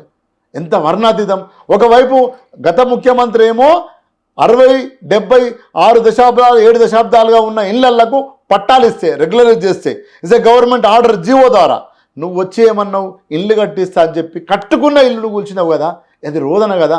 అందు గురించే నేను చెప్పిన స్టార్టింగ్లో తెలంగాణ సమాజం మొత్తం అక్కడికి పోయింది. ఇర్రెస్పెక్ట్ ఆఫ్ పార్టీలు, ఇర్రెస్పెక్ట్ ఆఫ్ సంఘాలు, మద్దతు ఇచ్చేటోళ్ళు, మద్దతు ఇయ్యనోళ్ళు, మీతో ఎలాంటి విభేదించినా పర్లేదు, కానీ ఇల్లు కూలగొట్టి రోడ్డు మీద పడేస్తే మాత్రం మొత్తం తెలంగాణ సమాజంలో ఉన్న బుద్ధిజీవులు, మేధావులు, విప్లవకారులు, ఉద్యమకారులు, కుల సంఘాలు, ప్రజా సంఘాలు, జర్నలిస్టులు, యాక్టివిస్టులు అందరూ పోయి అక్కడికి పోయి వచ్చిండ్రు. వాళ్ళ దగ్గరికి పోయి ఒక ధైర్యాన్ని ఇచ్చిండ్రు. అదే అప్పుడు కదా నువ్వు వెనుక తగ్గింది. నేను రేపు ఇదే మళ్ళా తిరుగుబాటు అవుతుంది, ఇదే మళ్ళా రిపీట్ అవుతుంది, ఇదే రిపీట్ అయ్యి కేంద్రీకం అవుతుంది. కాబట్టి ఈరోజు ఏదైతే నువ్వు మూసి పరివాహక ప్రాంతాన్ని నువ్వు పునరుద్ధీకరణని, ఇంకోటి మంచి శుద్ధి చేస్తా అని, ఇంకోటి ఎన్ని ఎన్ని ఎన్ని మాటలన్నా చెప్పు, నువ్వు చెయ్యి. కానీ నేను కట్టుకున్న ఇల్లును కూలుస్తా అంటే మాత్రం తెలంగాణ సమాజం ఊరుకోదు, ఆ ఇంట్లో ఉన్న వాళ్ళు ఊరుకోరు. కాబట్టి ఈరోజు గాజా దాడి ఎట్లా జరిగిందో అట్లనే ఈరోజు రేవంత్ దాడి చేస్తున్నారు. ఆ అక్కడ ఉన్న వెలుగుమట్ల ప్రజలు స్పష్టంగా బాధను మింగిర్రు. ఈరోజు అక్కడనే నిలబడ్డారు, మళ్ళీ అక్కడనే కలబడ్డారు, పారిపోలే ఆడ నిలబడి తెలంగాణ సమాజాన్ని మాకు సహకరం చేయమని మొక్కి వాళ్ళ సపోర్ట్తో మళ్ళీ అదే అక్కడనే వాళ్ళ పట్టాలు ఇచ్చేదాకా వాళ్ళు టెంట్లలో ఉన్నారు, చెట్ల కింద ఉన్నారు, పక్షుల్లాగా గుడిలాగా నిలబడ్డ తప్ప అక్కడి నుంచి పోలే. ఇది తెలంగాణ సమాజంకు ఉన్న చైతన్యం, తెలంగాణ సమాజంకున్న ఒక సోయి. ఈ సోయిని తప్పి నువ్వు చేస్తానంటే ఎవరినైనా ఎదిరిస్తారు, ఎదిరిస్తారు. ప్రజలు ఎంత ఇబ్బందులు పడుతున్నారు దీనివల్ల అని చెప్పి చెప్తా ఉన్నారు. ఇప్పుడు మనకు కూడా కనిపించింది, మేము కూడా పోయి వచ్చినాం, వెలుగుమట్ల పోయినాం, ఈ మూసి పరివాహక ప్రాంతాల చుట్టూ మీరు ఎక్కడ తిరిగినా మనం కూడా వెళ్ళినాం. అక్కడ వాళ్ళ గోసం చూస్తే మనమే ఎమోషనల్ అయిపోతున్నాం. రేవంత్ రెడ్డి ఏమంటున్నాడు, నేను అభివృద్ధి చేస్తున్నా, లోక కళ్యాణం కోసం దేవతలు ఎట్లయితే యజ్ఞయాగాలు చేసినరో నేను అట్లా చేస్తుంటే శుక్రాచార్యుని పాత్ర పోషించుకుంటా కొంతమంది దీన్ని అడ్డుకుంటున్నారు అని చెప్పి మాట్లాడుతూ ఉన్నారు. ఏం చెప్తారన్న దీన్ని? నేనేమంటున్నా, ఇప్పుడు రేవంత్ రెడ్డికి ఒకటే అడుగుతున్నాం. వాళ్ళ యూపీఏ గవర్నమెంట్ సోనియా గాంధీని గతంలో ఏమన్నాడో తెలుసు, ఇప్పుడు దేవత అంటుండే, వాళ్ళ దేవతనే 2000 యూపీఏ 2 గవర్నమెంట్లో 2013లో వాళ్ళు 2013 భూసేకరణ చట్టం తెచ్చిండ్రు. భూసేకరణ చట్టాన్ని నువ్వు ఇంప్లిమెంట్ చేయి. ఇక్కడ భూసేకరణ చట్టం ఏం చెప్తుందో మాట్లాడు. భూసేకరణ చట్టం ఏం చెప్తుందంటే, ఫస్ట్ నా భూమి లేదా నా ఇల్లు, నా చెట్టు, నా జీవితాన్ని నువ్వు ఇక్కడి నుంచి తీసుకుంటా అంటున్నావు కదా అభివృద్ధి కోసం, నాతోని మాట్లాడమంటుంది. First you come and sit, you discuss, నాతో మాట్లాడు, నాతో చర్చించు. నాతో చర్చించినాక నేను ఒప్పుకుంటే మాత్రమే నీకు ఇస్తా. నాతో చర్చించలేవు కదా నువ్వు తెచ్చిన చట్టమే, నీ ప్రభుత్వం, నీ కాంగ్రెస్ ప్రభుత్వం తెచ్చిన చట్టమే 2013 భూసేకరణ చట్టం ఏం చెప్తుంది? నాతోని మాట్లాడమంటుంది, నా బాధను వినమంటుంది, నా గోసను చూడమంటుంది, నన్ను కన్విన్స్ చేయమంటుంది, ఒప్పించమంటుంది, నాకు ఆల్టర్నేటివ్ చూపెట్టమంటుంది. ఏంటిది ఆల్టర్నేటివ్ చూపెట్టమంటే? ఇల్లు కాదు, జీవితాన్ని చూపెట్టమంటుంది, జీవనం చూపెట్టమంటుంది, బతుకు తెరువు చూపెట్టమంటుంది, పనిని చూపెట్టమంటుంది, నా పిల్లలకు చదువును చూపెట్టమంటుంది, నాకు భద్రత చూపెట్టమంటుంది. ఇవన్నీ చూపెట్టాలి కదా, నువ్వు మాట్లాడాలి కదా. ఎందుకు తాజకృష్ణలో నువ్వు పీపీటీ ప్రజెంటేషన్ చేస్తావు? నువ్వు నాతో మాట్లాడవచ్చు కదా. నేను ఈ దేశ పౌరుణ్ణే కదా, ఈ తెలంగాణ పౌరుణ్ణే కదా, నీకు ఓటు వేసినా కదా. నువ్వు ఓటు వేసినప్పుడు నేను నా కొడుకు అనుకొని ఓటు వేసినాం కదా, నువ్వు నా దగ్గరికి ఎందుకు రావు? నేనెవరిని? పౌరుని కదా, వీళ్ళు కదా, మాట్లాడగా చట్టం ఉంది కదా, ఆ చట్టాన్ని నువ్వే తెచ్చినావు కదా. నువ్వే తెచ్చినప్పుడు నాతో మాట్లాడడానికి నీకు ఏం ప్రాబ్లం, ఏం కష్టం? నా దగ్గర తుపాకులున్నాయా, మారణ ఆయుధాలు కలిగి ఉన్నాను నేనేమన్నా? రా, నువ్వు నా బస్తీకి రా. నా మధ్యతరగతి కుటుంబాలు ఇల్లు కట్టుకున్నారు, వాళ్ళు రూపాయి జమ చేసి, చిట్టీలేసి, అప్పులు తెచ్చి ఉన్న శరత్ సార్ అని ఉన్నాడు, ఆయన ఊర్లో ఉన్న భూమిని అంతా అమ్ముకొని వచ్చి అక్కడ ఒక అపార్ట్మెంట్ కొనుక్కున్నాడు. రిటైర్డ్ అయ్యిండు, ఒక సైంటిస్ట్. రిటైర్డ్ అయినాక ఊర్లో ఉన్న వాళ్ళ తాతల తండ్రులు సంపాదించిన భూమిని కూడా తెచ్చుకొని, ఈడ కాస్ట్లీ అయినా పర్లేదు నేను ఇక్కడే ఉండిపోతాయిగా అని ఇల్లు కొనుక్కున్నాడు. ఈరోజు అదేవిధంగా లోన్లు వచ్చినాయి, మధ్యతరగతి కుటుంబాలకు సంబంధించిన ఇళ్లకు పర్మిషన్లు ఇచ్చినావు నువ్వే. నీ గవర్నమెంటే పర్మిషన్ ఇచ్చింది, నీ గవర్నమెంటే నల్లా బిల్లు ఇచ్చింది, నీ గవర్నమెంటే నాలా కన్వెన్షన్ చేసింది. నువ్వు రిజిస్ట్రేషన్ చేసినావు, నాకు పైసలు తీసుకున్నావు, ఒట్టి చేయలే, పొక్కడికి ఏం చేయలే. నువ్వు పైసలు తీసుకొని రిజిస్ట్రేషన్ ఫీ తీసుకొని నాకు రిజిస్ట్రేషన్ చేసినావు, నాకు నల్లా కలెక్షన్ ఇచ్చినావు, నా దగ్గర ట్యాక్స్ వసూలు చేసినావు, నా ట్యాక్సీ డబ్బులు తీసుకున్నావు. నువ్వు రాత్రి వచ్చి నాకు రెడ్ మార్క్ వేసిపోతావు, నేను దొంగనా? నీ బ్యాంకులే నువ్వు సర్టిఫై చేసిన, ఇండియన్ గవర్నమెంట్ సర్టిఫై చేసిన బ్యాంకులే నాకు లోన్లు ఇచ్చినాయి. లోన్ ఎవడ కట్టాలి? ఇప్పుడు కూలిపోయిన ఇళ్లకు లోన్ ఎవడ కట్టాలి? నేను కట్టుకున్న కష్టాన్ని నా ఇల్లుకు లోన్ ఎవడ కట్టాలి? నా పైసలు ఎవడు ఇవ్వాలి? నువ్వు రాత్రి వచ్చి రెడ్డి బార్కి పోతానంటే ఎవడివి నువ్వు వేయడానికి? నీ చట్టమే చెప్తుంది కానీ అతను మాట్లాడమని. ఎందుకు మాట్లాడతలేవు? ఎందుకు భయం? ఈరోజు శుక్రాచార్యుడు అంటారు కదా, ఎవరు శుక్రాచార్యుడు? ఈరోజు రేవంత్ రెడ్డి ఎంత మోసం చేయబోతున్నాడు. తెలంగాణ సమాజం మోసపోదు. నీకున్నది ఇంకో 2 ఏళ్ల పీరియడ్, అంతకంటే ఎక్కువ ఏం లేదు. నువ్వు రాజు కాదు 100 ఏళ్ళు ఉండడానికి. డాక్టర్ బిఆర్ అంబేద్కర్ రాసిన రాజ్యాంగం ద్వారా 5 సంవత్సరాలు నీకు ఈ ప్రజల అవకాశం ఇచ్చిండ్రు, నమ్మిండ్రు. నువ్వు గొప్పగా మాకు సేవ చేస్తావని, గొప్పగా మాకు సాయం చేస్తావని, గొప్పగా మమ్మల్ని రక్షిస్తావని. కానీ ఈరోజు భక్షిస్తున్నావు నువ్వు. మా భూములను, మా జీవితాలను, మా పిల్లల బతుకులను మొత్తం భక్షించే ప్రయత్నం చేస్తున్నావు. రేపు ఎలక్షన్లు వచ్చినప్పుడు ఎలాంటి బుద్ధి చెప్పాలో చెప్తారు. కానీ నువ్వు ఈరోజు ఏమైంది? ఈ తిరుగుబాటు అంతా, ఈ బస్తీ పోరాటాలు, మధ్యతరగతి కుటుంబాలు బయటకు వచ్చి మూసి ఆందోళనలు ఇవన్నీ జరుగుతుంటే ఈరోజు దేవుడు ముసుగు వేసుకొని వస్తున్నావు. శివుడు ఏం చెప్పిండు? శివతాండం. ఎవరి మీద శివతాండం ఆడతావు? ఎవరి మీద శివతాండం ఆడతావు అంటున్నా. మూసి పరివాహక ప్రాంతంలో ఇండ్లు ఉన్న ప్రజల మీద శివతాండం ఆడతాం. ఎవడు నీ శత్రువు చెప్పు నాకు? శత్రువు ఎవడు? ప్రజల శత్రువు? ప్రజలచే ఎన్నుకున్నావు కదా, నువ్వు ప్రజలకు శత్రువు ఎట్లా అవుతావు? నీకు ప్రజలు ఎట్లా శత్రువు అవుతారు? అంటే స్పష్టంగా దేవుని పేరు పెట్టుకొని ఈరోజు గుడి కడతాను. గుడి కట్టు. శివుడేమి ఇళ్ళను కూల్చి కట్టమనిలే. ఆయన ఏంది? శివుడు ఏంది? శివుడు సమాధిలో కూడా ఉంటాడు, సమాధిలో కూడా ఉంటాడు. ఆయనకి ఇల్లే లేదు. దేవుడికి ఇల్లు ఎందుకు? దేవుడు అన్ని రూపాలలో ఉన్నాడు.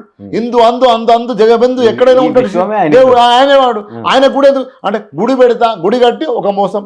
అదేవిధంగా కొంచెం ముందుకు పోయినాక పురాణా పూల్ దగ్గర एक मस्जिद अल्लाह किसको मारे, अल्लाह मेरा घर फोड़े बोले कुछ कुरान में. एक मस्जिद కడతా అంటాడు. గురునానక్ ఆయన ఒక రిఫార్మిస్ట్ ఈ దేశంలో. ఆయన ఏంది గురునానక్ అక్కడ గురుద్వార కడతా అంటుండు. ఈ దేవుడి పేరు మీద మరో రూపంలో రేవంత్ రెడ్డి రాబోతున్నాడు. నేనేమంటున్నా అంటే ఎవరు నీకు శుక్రాచార్యుడు లేదు, నీకు నువ్వే శుక్రాచార్యుడివి. నువ్వే విధ్వంసం చేయబోతున్నావు తెలంగాణ. ఆ విధ్వంసం చేసే తెలంగాణ సమాజం ఊరుకోదు, నిలబడుతుంది, కలబడుతుంది, పోరాటం చేస్తుంది.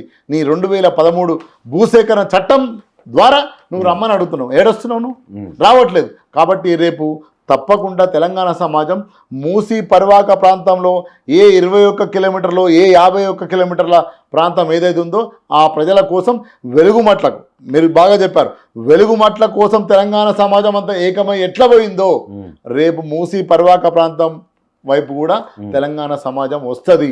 ఎందుకంటే తెలంగాణ అంటే ఒక ఇల్లు, తెలంగాణ అంటే ఒకటే విశ్వాసం, తెలంగాణ అంటే ఒకే ఆత్మ. ఎవరి మీద అన్యాయం జరిగినా తెలంగాణ సమాజం మనకి సంబంధం లేదు. నువ్వేమన్నా బస్ స్టాండ్లో పోయి ఒకరిని కొట్టు, పట్టుకుని కొడితే ఎందుకు కొడుతున్నావు, ఆగు మాట్లాడదాం ఆగంటది. వాడు దొంగ అంటే దొంగనే కావచ్చు, అడుగుదాం మాట్లాడండి. ఈరోజు ఇంత న్యాయంగా, ఇంత అన్యాయంగా నువ్వు వీళ్ళ ఇళ్ళను కూల్చుతానంటే ఎందుకు ఊరుకుంటే తెలంగాణ సమాజం? సో కాబట్టి తప్పకుండా తెలంగాణ సమాజం మూసీ పరివాహక ప్రాంతంలో ఎవరైతే జీవిస్తున్నారో, ఎవరైతే మధ్యతరగతి బస్తీలు, పేదలు, పని చేసుకునే బతుకు ప్రజలైతే ఉన్నారో వాళ్ళ ఇళ్లను కూలుస్తారంటే తెలంగాణ సమాజం ఊరుకోదు, నిలబడి కలబడి వాళ్ళ వైపు నుండి పోరాటం చేస్తుంది. ఇప్పుడు రేవంత్ రెడ్డి ఏం చేస్తుందంటే ఇప్పుడు మూసీ ప్రక్షాళన పేరుతోటి మొత్తం దాని మీద కూడా ఇప్పుడు ఒక అవుటర్ ఎక్కాలంటే దాదాపుగా కొన్ని కిలోమీటర్లు మనం ప్రయాణం చేయాలి. సిటీలో చేస్తే అది ఇంకా చాలా టైం తీసుకుంటుంది. మూసీలో ప్రతి జంక్షన్ దగ్గర ఒక పైన ఒక ట్రంప్ అండ్ ఎలివేటెడ్ కారిడార్ కడతాం, ఇక దాని నుంచి ఎక్కినామంటే డైరెక్ట్ అవుటర్ ఎటంటే అటు పోవచ్చు మనం అని చెప్పి మాట్లాడుతూ ఉన్నాడు. సాధ్యమైతే అన్న ఇదంతా ప్రాక్టికల్గా? తెలంగాణలో హైదరాబాదు ది సెంటర్. మనకు వైజాగ్ లెక్క ఎగ్జాంపుల్, విశాఖపట్నం ఒక దగ్గర ఉంటే విజయవాడకు రావాలంటే ఒక 10 గంటలు, 6 గంటలు, 7 గంటలు పడుతుంది. అట్లాంటి పరిస్థితి మనకు లేదు. హైయెస్ట్ డిస్టెన్స్ ఏంటంటే ఆదిలాబాద్, హైయెస్ట్ డిస్టెన్స్ సిరిపూర్ కాగజ్నగర్ 310 కిలోమీటర్లు వస్తుంది. అంతకంటే ఎక్కువ దూరం వచ్చేది లేదు. ఎవరైనా పొద్దున వచ్చి సాయంత్రం పోవచ్చు. ఒకటి. రెండో విషయం ఏంటంటే హైదరాబాదుకు సముద్రం లేదు. ఒకవైపు సముద్రం ఉంటే నీకు నెట్కి వస్తుంటుంది సిటీ. సో హైదరాబాదు ఇట్లా పెరగదు, ఇట్లా పెరుగుతుంది. అందు గురించి విశాలంగా పెరుగుతుంది. ఎందుకంటే ల్యాండ్ ఉంది. ఇది స్ట్రక్చర్ అర్థం చేసుకోవాలి, అర్బన్ స్ట్రక్చర్. అందుగురించి నీకు రింగ్ రోడ్ వచ్చింది. ఫస్ట్ రింగ్ రోడ్ ఏంది? ఉప్పల్ రింగ్ రోడ్, తర్వాత ORR, ఇప్పుడు RRR వస్తుంది. ఎందుకు వస్తుంది? హైదరాబాద్ అనేది, హైదరాబాద్కు ఉన్న ఒక గొప్ప అవకాశం ఏంటంటే ఇదే డక్కన్ ల్యాండ్, ఇక్కడ ఎర్త్ కేక్స్ రావు. అందుగురించి ఇన్ని వేల కంపెనీలు వచ్చి ఇన్వెస్ట్మెంట్ చేసి వాళ్ళు వర్క్ చేస్తున్నారు. హైదరాబాదు ఇట్లా పెరుగుతుంది తప్ప ఇట్లా పెరగదు. నీకు స్ట్రక్చర్లో పెరగదు. నువ్వు కట్టుకో, నువ్వు పర్మిషన్లు ఇస్తే ఇయ్యి, రింగ్ రోడ్డు పక్కన 50 ఫ్లోర్లు 100 ఫ్లోర్లు ఇస్తే ఇయ్యి. కానీ హైదరాబాద్ ఎప్పుడు కూడా ఇట్లా పెరగదు ఇట్లా పెరుగుతుంది. ఇట్లా పెరిగినప్పుడు నీకు ట్రాఫిక్ సమస్య ఎందుకు వస్తుంది? సింపుల్ లాజిక్ కదా. పెద్ద మనకు పట్టణం మీద ప్రణాళికలు చదవాల్సిన పిహెచ్డీ చేయాల్సిన అవసరం లేదు. హైదరాబాద్ అనేది విస్తృతంగా పెరుగుతుంది, విశాలంగా పెరుగుతుంది తప్ప పెరుగుతూనే మాత్రమే అది అభివృద్ధి అవుతుంది. అందుగురించే కదా నువ్వు రింగ్ రోడ్ త్రిపుల్ ఆర్ ఎందుకు కడుతున్నావు? ఒకవేళ నీకు ఒకవైపు సముద్రం ఉంది, బాంబే బాంబే ఏమవుతుంది, ఒక మొత్తం వైపు స్ట్రెచ్ మీద సముద్రం ఉంది కాబట్టి అటు ముందుకు పోలేదు కాబట్టి వెనక్కి నెట్టుకొస్తుంది కాబట్టి దూరం అవుతుంది కాబట్టి నీకు పెద్ద పెద్ద హైరేజ్ బిల్డింగ్స్ వస్తాయి. నీకు తెలంగాణకు ఆ పరిస్థితి లేదు. ఒకప్పుడు సంగారెడ్డి పోవాలంటే 2 గంటలు 3 గంటల పని, ఇప్పుడు 50 నిమిషాలలో పోతున్నావు. పటాన్ చెరువు ఎగ్జిట్ 3 కాడ దిగితే 30 నిమిషాలలో నువ్వు వెళ్ళిపోతున్నావు సంగారెడ్డికి. ఈరోజు అన్నిటికీ జంక్షన్ పాయింట్ రింగ్ రోడ్ వచ్చింది కదా, నీకు ఇదేం అవసరం?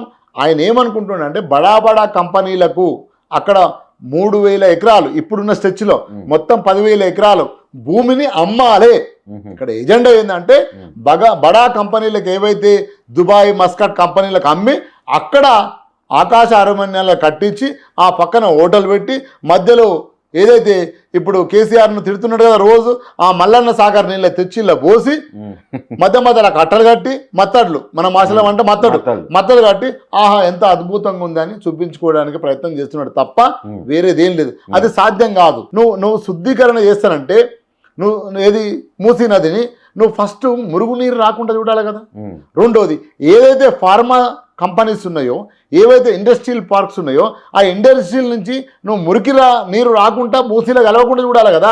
ఇది కదా చేయాల్సింది. నువ్వు ఈ ప్రయత్నం చేయకుండా చెరువులు నాలలు ఇవన్నీ ప్రక్షాళన చేసి అదంతా మొత్తం మూసీలకు ఆ లైన్ కలిపేసి ఆ మూసీలో స్థిరంగా ఏర్పాటు ఉండేటట్టు చేసిన తర్వాత మన గ్రౌండ్ లెవెల్లో వాటర్ కూడా కొంత పెరుగుతుంది. తర్వాత మనకి ఇప్పుడు నా ఇంట్లోనే 1500 ఫీట్ల బోర్ వేస్తే కానీ నీళ్లు పడలేదు. ఆ స్థితిని మార్చడం కోసం నాకు ఒక అవకాశం దొరికింది కాబట్టి నేను చేస్తున్న ఇదంతా అభివృద్ధికి ఎందుకు అడ్డం పడుతున్నారు అని చెప్పి మాట్లాడుతాను. నేను ఒక్కరిని కూడా నిరాశ్రయాలను చేయనని చెప్తా ఉన్నాడు. చేయనంటే మరి ఎందుకు రోడ్డు మీదకి వస్తున్నారు? ఇప్పుడు మనం మొన్న చూసినాం కదా, వాళ్ళు ఏం మొత్తుకుంటున్నారు. ఈరోజు శంకర్ నగర్లో ఏమైంది, దుమ్మెత్తి పోసిండ్రు. తెలంగాణ సమాజంలో మన ఆడబిడ్డలు కష్టం వస్తే తప్ప మట్టి పోయరు. ఇక లాస్ట్ ఎడ్జ్ నువ్వు దేవుడి మీద కూడా తిడతారు. దేవుడి గుడికి కంప కొట్ట అంటారు. అంటే అన్యాయం జరిగినప్పుడు, జస్టిస్ జరిగినప్పుడు నువ్వు ఏం చేస్తున్నావు రా దేవుడా, నీ గుడికి కంప కొట్టాలని శాపనార్థం పెడతారు దేవుడిని కూడా. అదేవిధంగా చదువుకుంటున్న పిల్లలుంటే హైడ్రా కమిషనర్ వచ్చి కొడుతుంటే మట్టెత్తి పోసిండ్రు కదా ప్రభుత్వం మీద, రేవంత్ రెడ్డి మీద మన్ను పోసిండ్రు కదా. అవి విని కూడా ఆయన నన్ను దిట్టిపిస్తుండ్రు అని మాట్లాడిండు కదా. ఎవరు ఎందుకు ఆ కడుపులో ఆవేదన వచ్చింది అంటే రీసెంట్గా ఒక మాట కూడా చెప్తా ఉన్నాడు. ఇవన్నీ చూసిన తర్వాత అంటే ఇట్లా చూస్తున్నారు కదా అని చెప్పి ఒక క్వశ్చన్ అడిగితే ఇట్లా తిడుతున్నారు అసలు ఏంది జరుగుతుందంటే ఇదంతా చూస్తుంటే నాకు ఒక సాడిస్టిక్ ప్లెజర్ అనిపిస్తుంది అని చెప్తా ఉన్నాడు. ఇప్పుడు నేనేమన్నా ఆయనకు కన్సర్న్ లేడు. ఒక ఉద్యమంలో, ఓ రాజకీయ ఉద్యమంలో, ఓ ప్రజా ఉద్యమంలో, ఒక రిఫార్మ్ మూమెంట్లో లీడర్ అయితేనేమో ఆయన కన్సర్న్ ఉంటుంది ప్రజల పైన. ఆయన కన్సర్న్ దేని మీద ఉందంటే బడా నాయకులకు రియల్ ఎస్టేట్. నువ్వు చూడండి ఈ 2.5 ఏళ్లలో ఎక్కడ కూడా నీకు ల్యాండ్ వైపే ప్రయాణం చేసిండు, భూమి వైపే ప్రయాణం చేసిండు తప్ప ఒక్క సంక్షేమ పథకం గొప్ప పథకం పెట్టినని చెప్పండి. కాంగ్రెస్ నాయకులని చెప్పమనండి. ఇప్పుడు కేసీఆర్ అనగానే ఏమంటారు, అయ్యా వాళ్ళకు పింఛన్ అంటారు, రైతు బీమా అంటారు, ఎవరికి గుంటెడు భూమి ఉన్నా పిరికెడు భూమి ఉన్నా చచ్చిపోతే 5 లక్షలు వచ్చినాయి అంటారు, లేదా కళ్యాణ లక్ష్యం అంటారు. ఇట్లా 10, 15, 20, 100 చెప్తారు. ఇప్పుడు రేవంత్ రెడ్డి వచ్చిన తర్వాత ఒక్క పథకం పెట్టి చెప్పండి ఏది ఉంది? అందు గురించి ఆయన కన్సర్న్ లేదు. కన్సర్న్ లేని నాయకుడు ఒక రాష్ట్రానికి ముఖ్యమంత్రి అయితే ఏ విధంగా ఉంటుందో అర్థమవుతుంది. ఈరోజు రాజశేఖర్ రెడ్డి పని లేదు, నాకు ఓన్లీ డబ్బు ఇది అంతే. అందు గురించే ఈ 21 కిలోమీటర్ల స్ట్రెచ్ లో ఫస్ట్ ఫేజ్ లో ల్యాండ్ ఎక్కడెక్కడైతే ఖాళీగా ఉన్నదో ఆల్రెడీ ఆ ల్యాండ్ను బడా కంపెనీలకు ఇచ్చేస్తాడు. సో వీళ్ళని కూల్చే ప్రయత్నం అంత ఈజీగా వస్తే ఊరికి లేదని నాకు తెలుసు. ఆయన ఇంటెలిజెన్స్ రిపోర్ట్ ద్వారా, ప్రజల పోరాటాల ద్వారా, మనలాంటి సంఘాల పోరాటాల ద్వారా ఆయన తెలిసిపోతుంది. ఎక్కడైతే భూమి ఖాళీగా ఉన్నదో దాన్ని అంతా అమ్ముకునే ప్రయత్నం చేస్తున్నాడు. అంతే తప్ప ఆయన వేరే ప్రయత్నం చేయట్లేదు.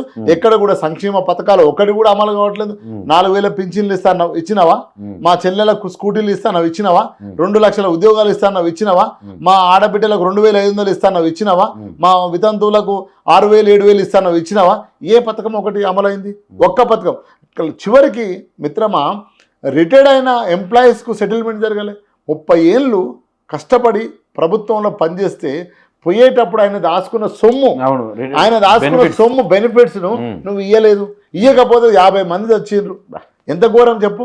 మన షుగర్ వచ్చే బీపీ వచ్చే ఆ పెద్ద మనిషికి ఆ పైసలు ఇస్తే ఓ ఇల్లు కొనుక్కుంటాడు, ఓ జాగ కొనుక్కుంటాడు, లేదా ఆ బిడ్డకో ఈ బిడ్డకో ఆ కొడుకో ఇచ్చుకొని ఆయన ఆరోగ్యం కోసం బాగు చేసుకుంటాడు. నువ్వు రిటైర్మెంట్ 30 సంవత్సరాలు కష్టపడి పనిచేసిన పైసలు ఇవ్వకపోతే నువ్వేం ప్రభుత్వాన్ని నడుపుతున్నావు? నీకు ఓన్లీ రియల్ ఎస్టేట్ దందా నడుపుతున్నావు. అందు గురించి ఆయన చెప్పిండు కదా ఓపెన్ గా, నేను మా కార్యకర్తలు తలుచుకుంటే 1000 కోట్లు మేము జమ చేస్తాం. ఆల్రెడీ పంపిండు, ఎలక్షన్ పంపిండు. పంపకపోతే ఇప్పుడు ఆడ ఎలక్షన్ ఎవరు చేస్తారు? ఎందుకంటే ఈయన ప్రియ ఫస్ట్ గురువు ఎవరంటే KC Venugopal. KC Venugopal is a PRO to Rahul Gandhi. So కాబట్టి రాహుల్ గాంధీని కలవలేడు కదా, భక్తుడు, ఈయన పూజారి. సో కాబట్టి కేసీ వేణుగోపాల్ ఇప్పుడు అక్కడ ముఖ్యమంత్రి కావాలనే కోరిక ఆయనకున్నది. ఆయనను ముఖ్యమంత్రి చేయడానికి ఈయన 1000 కోట్లు ఇస్తా అని చెప్పిండు కదా. అంటే మనిషి సైకలాజికల్ గా ఏమైతే ఆలోచిస్తాడో ఏదో సందర్భంలో ఆయన నోటి నుంచి చెప్పేస్తాడు. సో అన్ఎక్స్పెక్టెడ్ గా అది ఎప్పుడైతే థాట్ ప్రాసెస్ జరుగుతుందో, ఆ థాట్ ప్రాసెస్ ఎప్పుడైతే జరిగి ఉంటుందో అది ఎప్పుడో ఒకప్పుడు సబ్ కాన్షియస్ లో నోట్ల నుంచి బయటకు వచ్చేస్తారు. 1000 కోట్లు అదే చెప్పిండు ఆయన. కాకపోతే ప్రభుత్వం నుంచి నేను గుంజుతా అనుకుంటా, మా కార్యకర్తలు తలుచుకుంటా 1000 కోట్లు. ఏ పార్టీ కానీ ఈ దేశంలో ప్రపంచంలో ఏ రాజకీయ పార్టీ కార్యకర్తలు 1000 కోట్లు ఇవ్వగలుగుతారా? It's impossible. అంటే ఆల్రెడీ దే మైండెడ్, ఆయన ఆల్రెడీ ఆలోచించుకున్నాడు. ఆలోచించుకొని ఇప్పుడు ఏదైతే ఈ మూసి ప్రక్షాళన, మూసి నది ప్రాంతం ఉన్నదో ఆల్రెడీ ఎవరికి ఇవ్వాలో వాళ్ళకు ఆయన పర్మిషన్లు ఇచ్చేస్తాడు. వాళ్ళ దగ్గర నుంచి డబ్బులు తీసుకున్నాడు, ఆల్రెడీ ఇవ్వబోయింది. అనిపిస్తుంది అంటేనా, ఇప్పుడు ఫస్ట్ నుంచి చెరువుల పునరుద్ధరణ అని చెప్పి మొదలు పెట్టిండు. అక్కడి నుంచి ఈ మూసి ప్రక్షాళన, మూసి ఆ నీళ్ళను మొత్తం ఇది చేయాలి, ఆ సైడ్ మొత్తం డెవలప్మెంట్ చేసి నైట్ ఎకానమీ జనరేట్ చేయాలి, దీన్ని ఒక మన గొప్ప ఆర్థిక నగరంగా దీన్ని తీర్చిదిద్దుతా అని చెప్పి మాట్లాడుతూ ఉన్నాడు. ఎంత చూసినా ఎటు చూసినా నీళ్ళ మీ నుంచి అయితే బయటకు వస్తలేడు. ఇప్పుడు మీరు అన్నట్టు ఒక పక్క భూముల విషయం అది కాస్త పక్కన పెడితే, ఇప్పుడు రీసెంట్గా మాట్లాడుతున్నాడు ఈ హార్వెస్టింగ్ వెల్సే రోడ్డు మధ్యలో నీళ్ళను ఒడిచిపట్టడానికి చేస్తున్నాడు. అంటే నీళ్ళ మీద బాగా ప్రేమ ఉన్నట్టు అనిపిస్తుంది నాకు ముఖ్యమంత్రి. ఆయనకు ఉన్న నైట్ ఎకానమీ కాదు, ఉన్న ఎకానమీకి నాశనం చేయకపోతే చాలు. ఈరోజు నైట్ ఎకానమీ గంగల పోని నైట్ ఎకానమీకి ఏముంటది తమ్మి మనకు తెలంగాణ నైట్ ఎకానమీ. సో ఏముంటది నైట్ ఎకానమీకి? ఏముంటది? ఇరాన్ ఛాయలు ఉంటాయి. నైట్ ఎకానమీ ఇరాన్ మన దగ్గర. సో కాబట్టి ఆయన నైట్ ఎకానమీ కాదు, ఉన్న ఎకానమీకి నాశనం చెప్పదు చాలు. ఇప్పుడు రిజిస్ట్రేషన్లు పడిపోయినాయి, రియల్ ఎస్టేట్ పడిపోయిందని అందరు తెలుసు. గతంలో ఎంత ప్రభుత్వంలో ఎంత ఉండే రాబడి, ఇప్పుడు ఎంత ఉంది రాబడి స్పష్టంగా లెక్కలు చెప్తున్నాయి. నేనేమంటున్నా అంటే ఆయనకు స్పష్టంగా నీళ్ళ మీద ప్రేమ లేదు, ప్రజల మీద ప్రేమ లేదు. ప్రజలకు కూడా చెప్పింది కదా, ఎంత అబద్ధాలు ఆడితే అంత నమ్ముతారు, మేము ప్రజలను అట్లా మోసం చేస్తామని ఒక ప్రముఖ టీవీ ఛానల్లో కూడా చెప్పడం జరిగింది. సో నేను ఇంతకుముందు చెప్పినా కదా, ఆయన ఏమైతే మైండ్లో ఆలోచిస్తాడో అవన్నీ మాట్లాడు. మొన్న తాజకృష్ణ కూడా ఏం మాట్లాడి అద్భుతంగా, నాది కొత్త ఫేజ్ చూడబోతారన్నారు. ఎవరైనా ముఖ్యమంత్రి కొత్త ఫేజు పాత ఫేజ్ ఉంటుందా? నువ్వే చెప్పు. కొత్త ఫేజ్ చూడబోతున్నారు. నేను ఈ చేంజ్ అదర్ సైడ్ ఏంటి? అదర్ సైడ్ ఏమున్నది? సో ఇంతకంటే ఇంకా సైడ్స్ ఏం లేవు. ఒక ముఖ్యమంత్రికి, ఈ రాష్ట్రాన్ని పరిపాలించే ముఖ్యమంత్రికి ఒక కొత్త ఫేసు, రెండో ఫేసు, మూడో ఫేసు, సినిమాలో కనుక నైట్ అంతా విలన్ ఉంటాడు, డే అంతా హీరోలాగా నడుస్తాడా? So that's not caught. ముఖ్యమంత్రి ఆయన చెప్పిన పథకాల మీద, ఇచ్చిన హామీల మీద వాళ్ళే లక్ష్యాన్ని పెట్టుకున్నారు. 100 రోజులలో 6 గ్యారంటీలు మేము అమలు చేస్తామని చెప్పారు. ఇదే ఉన్న ఇప్పుడు ఆర్థిక శాఖ ఉన్న బట్టి విక్రమార్క మీలాంటి సీరియస్ జర్నలిస్ట్ అడిగినారు ఏమని, అన్న మరి ఇది సాధ్యమవుతుందా తులం బంగారం అంటే? మేము ఆర్థికవేత్తలతోని, చిదంబరంలతోని, గవర్నర్లతోని, అదేవిధంగా ఆర్బీఐ గవర్నర్లతోని, మన్మోహన్ సింగ్ లాంటి వాళ్ళతోని చర్చించి మరీ మేము మేనిఫెస్టో రెడీ చేసినామని చెప్పారు. ఏడబోయింది మరి? అప్పులు చేసినారు గత ప్రభుత్వం అంటున్నారు. మరి అప్పులు ఎన్ని చేసినారో వాళ్ళ దగ్గర లెక్కలు లేవు. అంతకుముందు ఆయన లీడర్ కదా, అపోజిషన్ లీడర్ ఆయనే కదా. బడ్జెట్ సమావేశాలు జరుగుతాయి కదా, ప్రతి బడ్జెట్ సమావేశంలో ఎంత రాక ఎంత పోక అనేది ఉంటుంది కదా, రూపాయి రాక రూపాయి పోక అనేది ఉంటుంది కదా, స్పష్టంగా ఖర్చు ఉంటుంది కదా. ఉన్నాక ఇదంతా తెలిసినాక అంటే అర్థమైంది ఇక్కడ అమలు కానీ హామీలు ఇచ్చి ప్రజలను ఆశ పెట్టి మభ్యపెట్టి మోసం చేసిన చెప్పిండ్రు వాళ్ళే.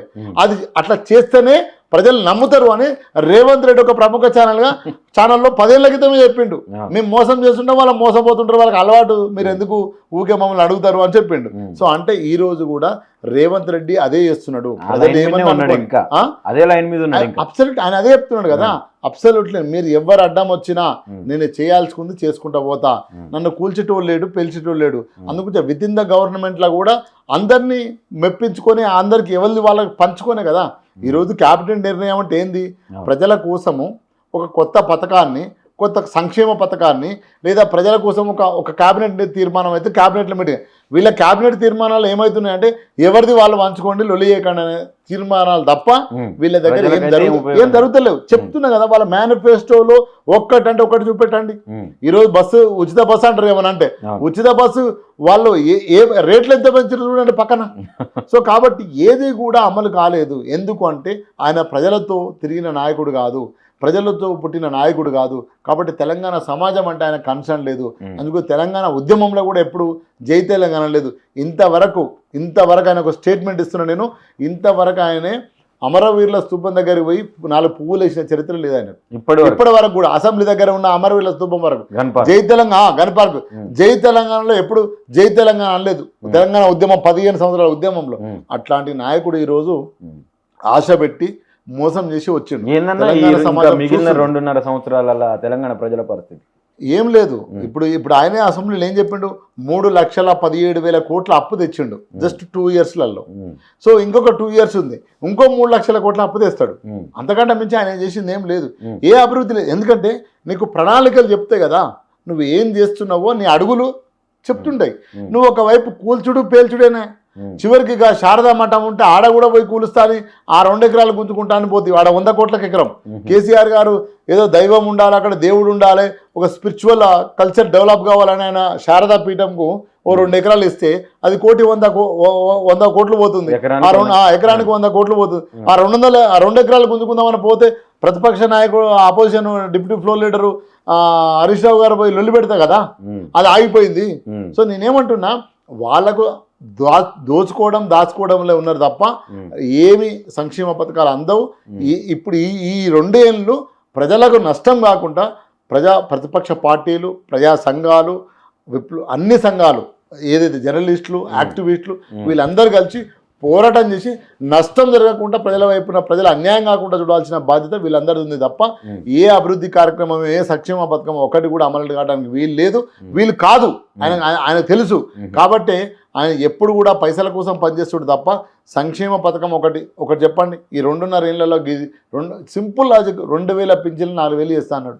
ఇక పెద్ద రాకెట్ సైన్స్ ముచ్చట్లొద్దు. 4,000 చేసిండా, 2 సార్లు ఎగ్గొట్టిండు. రైతు బంధు కాదు, రైతు భరోసా, కౌలు కూలీలకు ఇస్తాం, కౌలు రైతులకు ఇస్తాం. కౌలు కూలీలను నీ దగ్గర డేటా ఉందా ఇప్పటివరకు? నువ్వు ఆ ప్రయత్నం చేసినావా? మనం అనుకోవడానికి కూడా లేదు కదా, ఎట్లా చేస్తాం? నువ్వు ఒక సర్వే చేసినావా? లేదు. కౌలు కూలీలు ఎంతమంది ఉన్నారో చూసినావా? కౌలు రైతులు ఎంతమంది ఉన్నారో ఒక ప్రణాళిక చేసినావా? ఎక్కడ ఒక్కటన్నా జరిగిందా? ఈ రోజు నువ్వు కౌలు రైతులకు ఇస్తా అంటే, కౌలు కూలీలకు ఇస్తా అంటే, రైతులకు ఇస్తా అంటే, బీసీ డిక్లరేషన్ అంటివి, కామారెడ్డి డిక్లరేషన్ అంటివి, 46% ఇస్తానంటివి.